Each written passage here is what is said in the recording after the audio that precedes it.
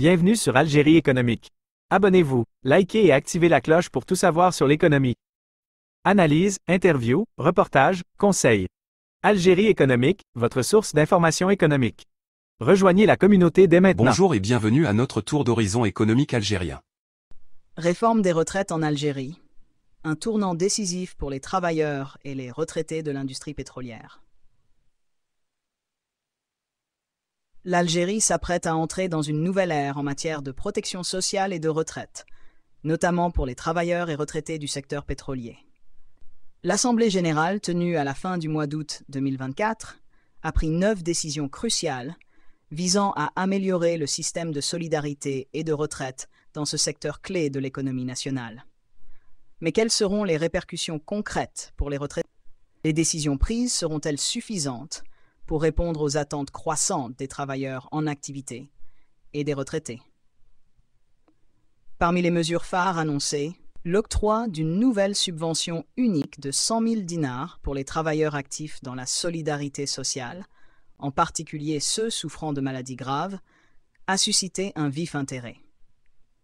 Toutefois, cette aide sera-t-elle suffisante pour faire face aux défis économiques actuels?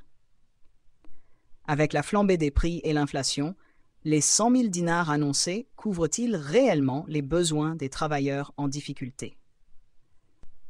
Le secteur pétrolier semble avoir été au cœur des préoccupations de l'Assemblée. La décision de transférer la gestion des fonds de retraite supplémentaires des entreprises contractantes aux compagnies mères a également été annoncée. Ce changement structurel vise à clarifier la gestion des fonds de retraite, mais suscite des interrogations. Cette mesure parviendra-t-elle à résoudre les injustices dénoncées par de nombreux retraités, notamment ceux des petites entreprises contractantes qui se plaignent d'un manque de couverture adéquate? D'autres mesures, telles que l'augmentation des allocations pour consultation médicale, le mariage ou la circoncision, ont également été adoptées, mais les retraités sont nombreux à exprimer leur scepticisme. Comment ces augmentations, bien que significatives sur le papier, amélioreront-elles concrètement leur quotidien?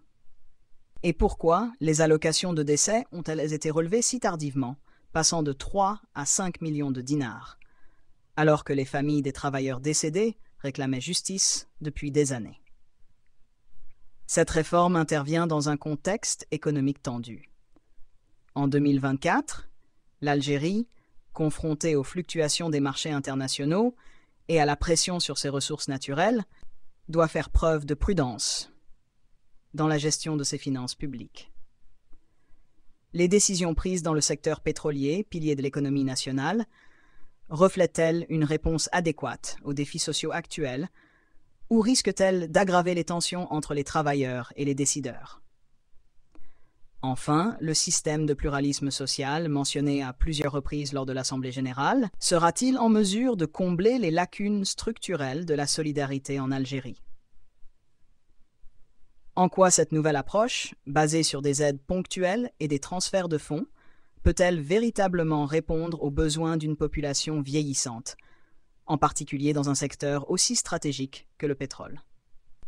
Ces questions restent en suspens, alors que les travailleurs et retraités attendent impatiemment de voir si les promesses faites en 2024 seront tenues. Bonjour et bienvenue à notre tour d'horizon économique algérien.